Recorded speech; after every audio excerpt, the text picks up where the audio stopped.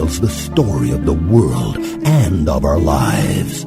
Sometimes that history goes bump in the night.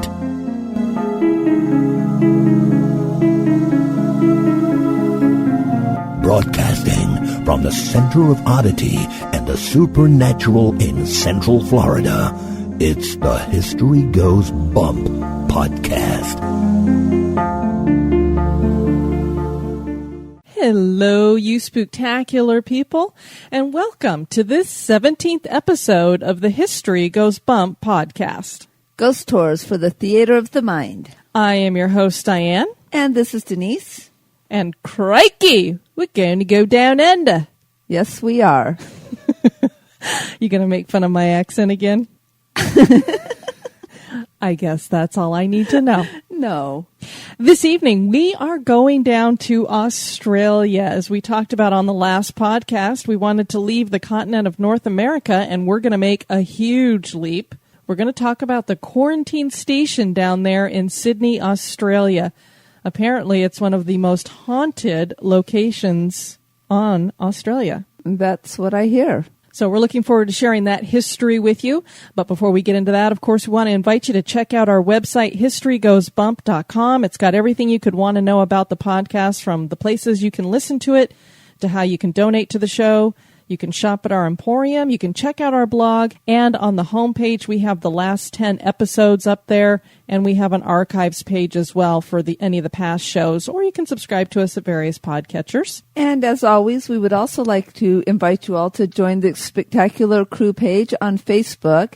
It's a great place where everybody who's a member can come and share their ideas. They can make posts. They can post pictures. And just a great way for us all to get to know each other. So, again, we invite you to come on over to that page and join us there as well. And we want to welcome Julie joining us there. Yes, Julie, welcome. Also, for those of you that like to listen to a lot of podcasts, and obviously you must like to listen to podcasts because you're listening to ours, I found a fabulous one this week that I just want to let y'all know about. It took me back to my childhood. And Denise, I don't know, did you ever watch, this might be after your time? Okay, yes, I am going to tease you about your accent now. Did you ever watch any of those late night, like, creep shows that they used to have on, like creature features in the evening? And they would have, each region seemed to have its own host that would host their little creature features for the evening. Right. I'm trying to remember. We did watch one because we had always, when we were little, try to stay up until midnight. It came on really late, and we'd usually doze off before we could even watch it. But I know when I was older, there was one called Tales from the Dark Side. Oh, yes, Tales from the Dark Side. But even before that, there was Elvira, Mistress of the Dark. That's who we got to have in Denver. And, of course, she became very well known. A lot of people don't know all the different hosts that are out there. There were literally, I don't know, several dozen of them across America. And I was listening to this podcast that was talking about some of these shows, and then I got into listening to a lot of the other ones that he had with this podcast. And it's just, if you like history and creepy, which, again, you must since you listen to this podcast, you might really enjoy Jim Moon's Hypnogoria podcast, and you can get it up on iTunes. I've just been loving the thing. He has a great British accent, and it's very informative. So I just wanted to give a shout out to that podcast. It's a fabulous one. Also want to let you guys know we are going to have a podcast on Christmas, and I think we're going to try to get it uploaded on Christmas Eve, because it's Christmas Eve where you want to share ghost stories. We're going to share a little bit about the history. A lot of people don't know that ghost stories are indeed a part of Christmas celebrations and have been for many, many years. And then we're going to share some ghost stories with you. So you want to make sure you get your hot chocolate, maybe have a little fire going wherever you are, and gather around, and we will tell stories as we wait for Santa Claus to come. I just want to intercede, not just hot chocolate on that night. Eggnog always goes really well for ghost stories on Christmas Eve. Indeed, and I know there are people who would like to add some spirits of the other kind to their eggnog as well. So it will be a very spirited podcast. Not coming from us, though. We're teetotalers, so there you go. But we invite you guys to check out. We'll be doing a special broadcast on that evening, and we'll be sharing different ghostly tales. We didn't get any that came in from people, but you still have a chance. You have the next couple days if you want to send in, if you have any ghost stories that you happen to like that are short that you would like to share with people, or if you've had your own experience over the Christmas holiday that you would like to share, you can send that to us at historygoesbump@gmail.com. And of course, that is the email that you can send any feedback about the show, whether you want to comment on a particular show or make suggestions to us, you can do it at that email. All right. I think we're ready to get this show going. Are you ready to go down under? Absolutely. Hey, mate? To any of our Australian friends, she's working on it. I apologize.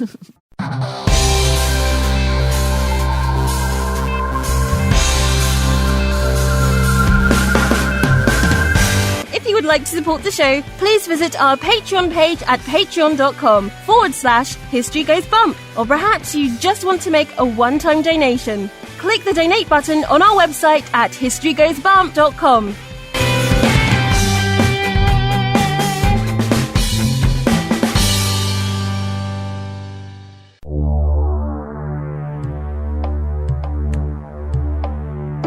Welcome to this moment in Oddity history.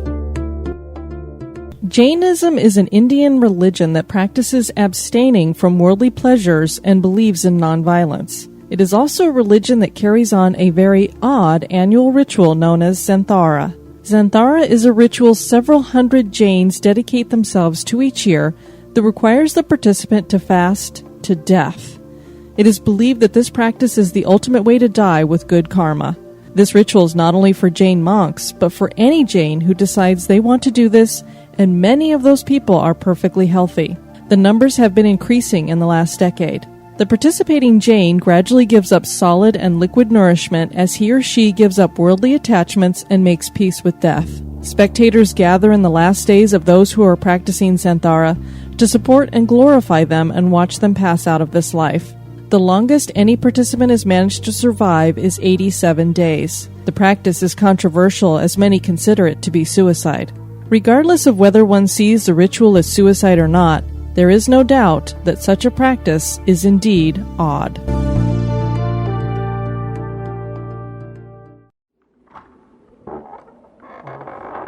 Welcome. We have been expecting you. This day in history. On this day, December 21st in 1937, the Walt Disney Production Company premiered a breakthrough movie that was a huge risk. Walt Disney gambled everything on this project that took 3 years to make at the cost of $1.4 million. 750 artists worked to create the 2 million individual paintings that make up the film. That movie was the first ever full-length animated feature, and it was based on a European fairy tale. And many of you probably already know that's the beloved tale of Snow White and the Seven Dwarfs. Snow White and the Seven Dwarfs premiered at the Carthay Circle Theater in Los Angeles to a sold-out crowd, and 30,000 other people who could not get tickets gathered outside the theater to celebrate the event. The character of Snow White was developed by animator Hamilton Lusk and was voiced by Adriana Castellotti. A young dancer named Marjorie Celeste Belcher, who was also the daughter of another animator, Ernest Belcher, served as a live-action model for the artist so that Snow White would appear on film as lifelike as possible. Snow White was the first Disney princess, and she is one of the few fictional characters to have a star on the Hollywood Walk of Fame. The dwarves are the heart of the story and give the film its real character, while the evil queen sets the precedents for future villains. The film won a special Academy Award that featured 7 little Oscars, and its original worldwide gross was $8.5 million. Snow White and the Seven Dwarfs was the highest-grossing movie of all time until Gone with the Wind took the title away in 1940.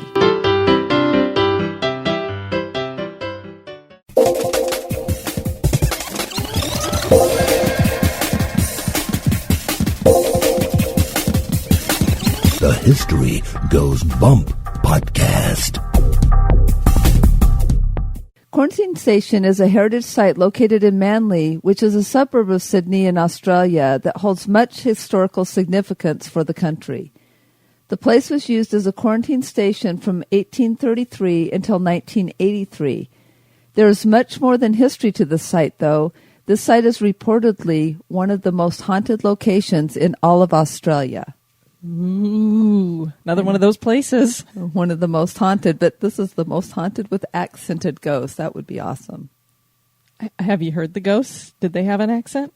I don't know. We have to go to Australia to find out, so I can see this is a definite site I want to go to. Well, they would. You know what? Not all the ghosts may have accents. Once we get into this history, you'll see. But if they do have accents, a lot of them would have maybe a British accent. This is very true. Which makes you wonder, where in the world, how did they differentiate, or how did it deviate into what we know as the Australian accent now from the English accent? Generally, I think it's a mixing of, because you would still have the native peoples there. Yeah. And so when you blend the two accents, sort of like when you go, even though in New Orleans they speak French, but it's it's Creole, which is French, but it doesn't sound quite exactly like French. You know what one of my favorite words is to say that has to do with Australia? I do not. Didgeridoo. Don't you just love that word? I'm going to play my didgeridoo. I would love to have a didgeridoo. They're awesome. They do sound very cool. The expanse that the quarantine station is located on was once an area that Aborigines occupied and had not only used that as a living space, but also part of the site was an Aboriginal burial ground. You know, we're always talking about Indian burial grounds here in America. Well, in Australia, they got the same thing for their indigenous people. So maybe why we have so much haunting going on down there as well, because obviously the way the Aborigines were treated is exactly the way that the Native Americans in America were treated. Aborigines are believed to have arrived in Australia around 70,000 years ago. The first European visitor was a Dutchman by the name of Willem Janszoon, and he arrived in 1606. The Dutch continued throughout the century to explore Australia, and they named it New Holland. The United Kingdom sent explorers as well, and in 1770, Lieutenant James Cook charted the east coast of Australia and returned to Britain announcing that it would be a good idea to colonize the continent. The UK did just that, but not in a very favorable way. They decided to send their cast-offs to Australia, and so in 1788, the first fleet arrived in Australia in the area that would become Sydney with a cargo of convicts. Isn't that a fabulous way to start things? I start envisioning Lord of the Flies. There was another movie that I saw where it was basically an island where they send all the convicts and they Escape to New York. Well, that's a similar thought, but I'm trying to think, but there was a movie a few years ago. I'm trying to think. It came out, probably about 10 years ago. I cannot remember the name of it, but I just remember it was a bunch of convicts and they were busy, killing each other to see who would take over and be in power. But what a way to start a new settlement. Exactly. Let's send all the criminals down there and let them have at it. As was the case with explorers to North America, these new residents of Australia brought disease with them, and soon the Aborigines found their numbers declining, with some clans becoming almost completely extinct. As is the case with growing immigration, the need to keep disease from entering the land became apparent. When we say disease, we are talking about diseases like whooping cough and smallpox. Early on, sick people were contained to ships and not allowed to come to land unless they were healthy, but healthy people did enter, many carrying disease. The government realized that people had to be put through a quarantine period before being allowed to roam about the colonies, and so in 1828, this space that had been named the Spring Cove at North Head became a place for quarantine. The site was chosen because of its distance from the center of Sydney and the fact that the area had natural springs. In 1833, the quarantine station was officially opened with 36 tents set up for healthy people to live in while waiting for their quarantine to end. Sick people were kept on board ships. Imagine that you've traveled from the UK to Australia, which is not a short jaunt. So you get off this cramped ship where everybody's been pretty much sick on board, and you move into tents. Of course, when you think about how America got started, I guess it wasn't much better because they had to build their homes. I mean, it wasn't like you were coming to a 5-star resort sitting there waiting for you. Exactly. And I mean, when they came into America, they came on the East Coast, which wasn't all that warm. But I don't know.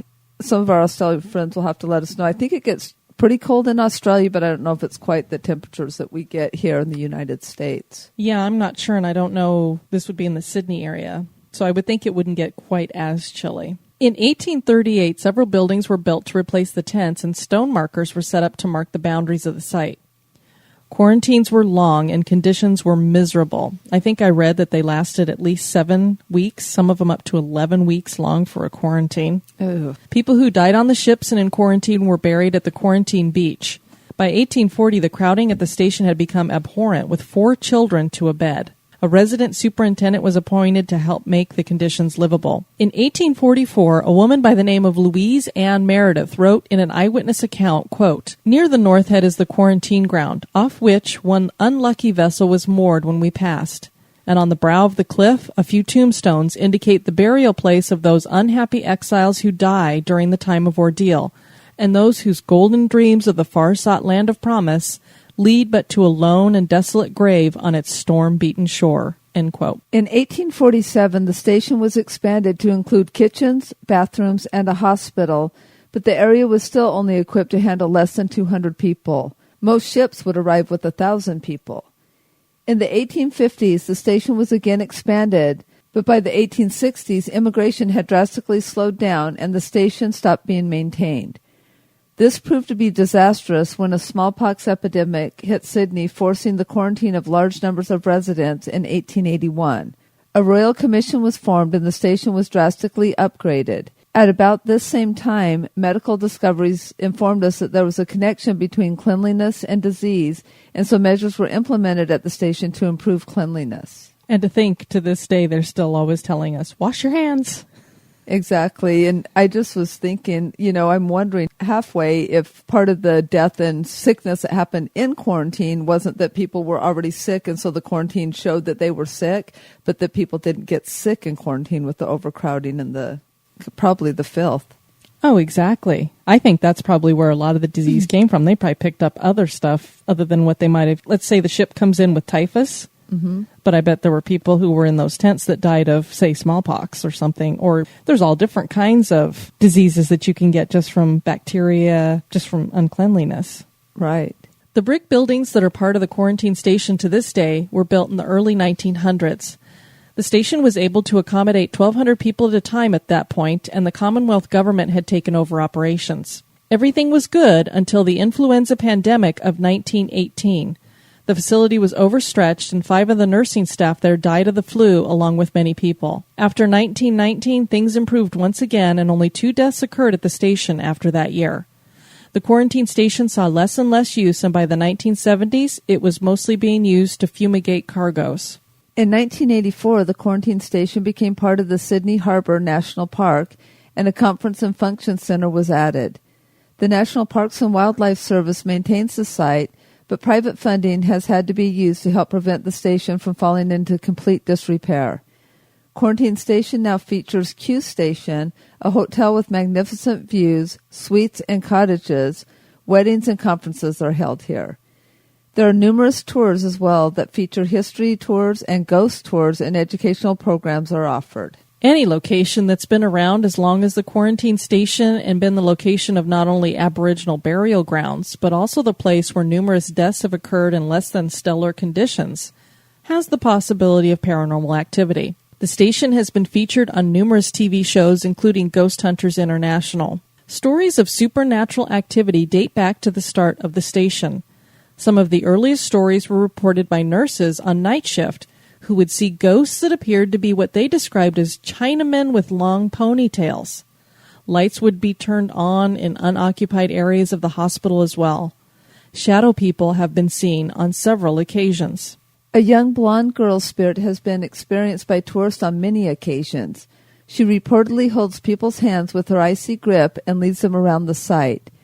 She occasionally is seen hiding in the bushes and will tug on people's clothing. She has appeared to be so real that some people just assume she is a child taking the tour until no one claims her, and guides inform everyone that there are no children booked on that tour. There are 3 rundown and overgrown cemeteries on the property with nearly all the headstones gone. In one cemetery, all that is left is one small headstone surrounded by a black wrought iron fence. The cemetery is reported to be icy cold even in the summer. But the cemeteries are not the creepiest location at the station. The creepiest area is the shower block, and many visitors to the spot, including psychics, claim that it is evil. There's a resident spirit there that seems to have undergone some sort of sexual abuse. Screams are heard coming from a corner of the shower block, and light bulbs explode. The Australian Ghost Hunter Society relays the following tales on their website about the shower block. Quote, One resident gave his family a tour of the shower block. Feeling uneasy, he encouraged everyone to return back to his residence as dusk was approaching and none of the roads had lights along with most of the buildings. The family, however, insisted on seeing the shower block. They entered the building and saw the cable box, which contained exposed cables that were hanging out. The building had no electricity, and to make sure and prove this, the resident flipped the light switch a couple of times. They all walked down the center aisle, and upon reaching the third cubicle, the end door, which was rusted open, suddenly slammed shut. To the surprise of everyone, the lights came on and footsteps paced around at the opposite end of the shower block. Do I need to mention that everyone exited the shower block at a fast pace? When they walked out, the lights turned off. Decided to have another look, they walked in again. Once again, the lights turned on when approaching the third cubicle. December 1992, a hen's night went for a tour, and then inside the shower block, after being told the above story, the third cubicle shower turned on. The women all screamed and ran out. No one had actually turned the shower on. Two of them dared to go back inside and turn the shower off. Once inside, a loud banging sound came from the other end of the showers, which sounded as if someone was kicking the corrugated iron. They all nearly had a stroke on the spot and ran for it out of there. At the time, there was no one else around that could have turned the shower on or created the banging noises, and the women were all too terrified to be playing tricks on each other." End quote. On the blog Ghost and Girl, author Laura reports an experience she had while visiting the station. Quote, "During a ghost tour at the station, I experienced the smell of potatoes as we walked towards the second-class dining facilities. I wasn't the only one, as a handful of other tour attendees also picked up on the smell, but there were others who couldn't smell anything at all. The tour guide then proceeded to reveal to the group that the smell of potatoes is often picked up by members of tour groups. This event sticks out in my mind due to the fact that at the time, the quarantine station did not have a restaurant or accommodation, so there was no obvious explanation for the smell. As the station is quite isolated, there is little opportunity for contamination from other sites." Other sounds are heard at times, too, that range from the sounds of keys being dropped to rocks being rolled on the ground to scratching noises.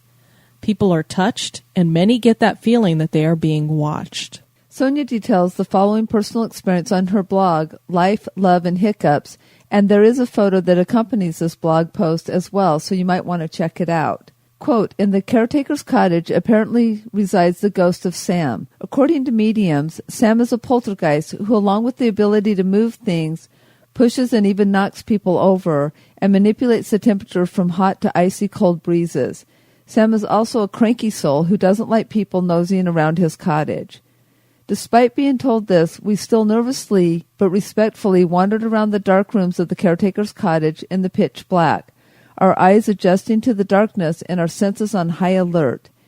Apart from the overwhelming eeriness of the cottage, nothing much happened, just a few bangs here and there, but nothing that sent me running from the building. As we left the cottage, I lingered at the entrance with an older couple who were on the tour with us. I was standing across the doorway, pointing my phone into the empty cottage and taking photos when we distinctly felt a warm breeze pass between us. This was odd in itself, given we were standing outside on a hill where it was freezing cold. The three of us commented on it at the same time and nervously laughed it off before moving on to the next building." End quote. The thing that's weird about that experience is that they felt a warm breeze. I've never heard a ghost going by being described as warm. Exactly. Usually people talk about a cold, icy feeling. Which almost makes you wonder, what was the outside ambient temperature? Was he actually warmer even as a ghost than the ambient temperature? That I don't know, but our other question got answered, is that it was freezing outside and they're in Australia, so it does get cold down there. It does get cold down there. And we both actually saw the picture that was on this blog post that she had put up. She's got a bunch of pictures of the quarantine station if you want to go over there and kind of meander around and see what the different buildings look like and such. And as I've said on other podcasts, it's so hard when you see these pictures to honestly believe that they're the real deal if you're not the person who took them. Now, if we trust what she says, there was nobody else in the cottage. She turned around and clicked this picture. And what you see is, again, these pictures are always fuzzy, which, of course, could be the ghost materializing or something, causing some kind of anomalies with the camera. But it's this big black figure. To me, it looked like we were looking at the back of a rather large man wearing a black hoodie and maybe jeans or something. So it looked more of a modern day type ghost, if that's what it is. It's so hard because if I was looking at this as film, like the kind of film that we used to have back when we were younger, Denise, you know, remember that 35 millimeter stuff that a lot of kids out there probably have no clue what I'm talking about? That wasn't even that long ago, but I yes, know. I remember that. You had to go to the store and actually have your pictures developed, and you didn't know if you even got a picture until you got the pictures back. And if you were a good photographer, you ended up with 70 shots of the same whale.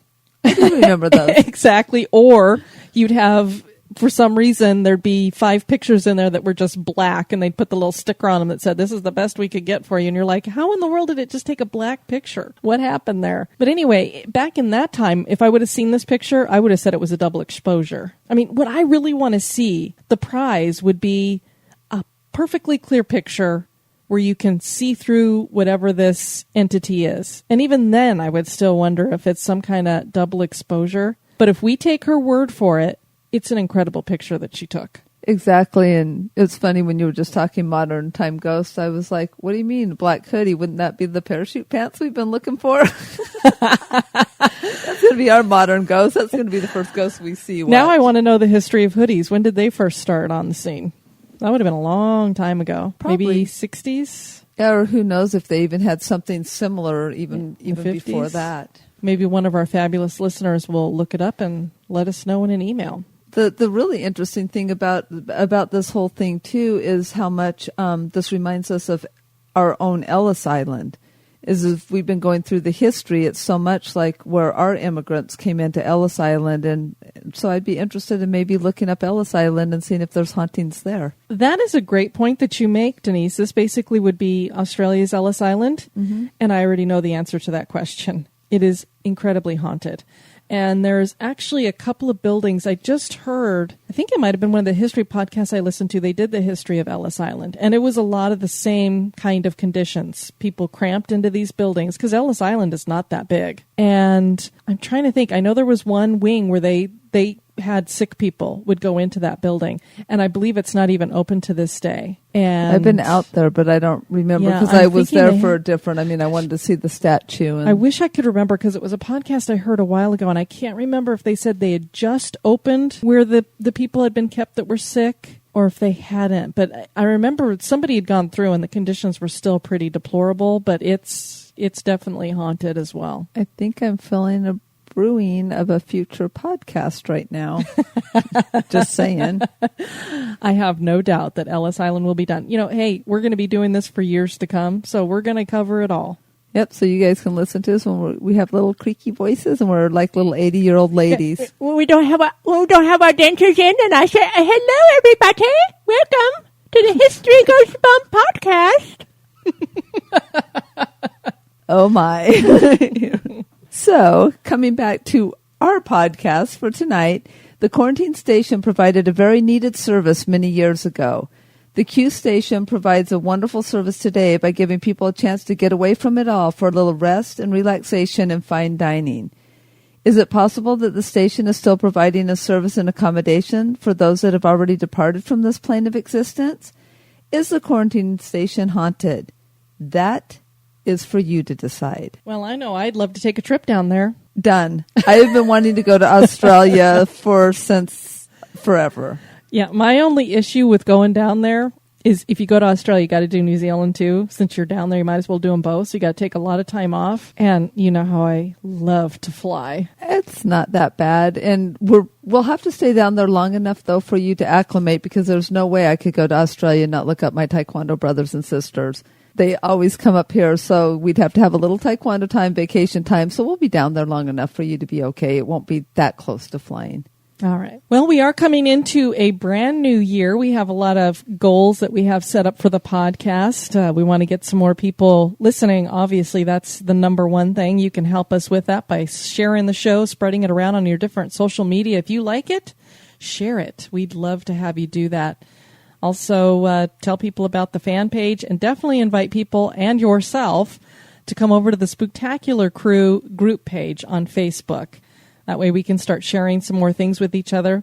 We do have an event coming up here in January in the city of Mount Dora, which just got done with a lot of refurbishment of their sidewalks, and it's a really neat little downtown area if you've never been there. So we'll plan something. Maybe we'll get up there a little bit early, depending on, I'm sure we're going to do it on a Saturday, and I know a lot of people work on Saturday, so we'll have to see, but maybe we can go up there and kind of look around some of the antique shops and that kind of thing, and then join up the ghost tour after that. And then being me, could maybe fit in a meal, because I know Mount Dora has excellent restaurants. Yes, it does, and they're right down there. So on either side of the ghost tour, depending upon time and stuff. Right. And we'll get that event set up and let you know more about it. I'm having a feeling it's going to be maybe like the third week in January or towards the end, just to kind of give us a break from the holidays and get us back in the swing of things. Yeah. So when we do get that event loaded, if people could let me know kind of their schedule, like if they would be able to join for a dinner, if they'd rather go to dessert after, just so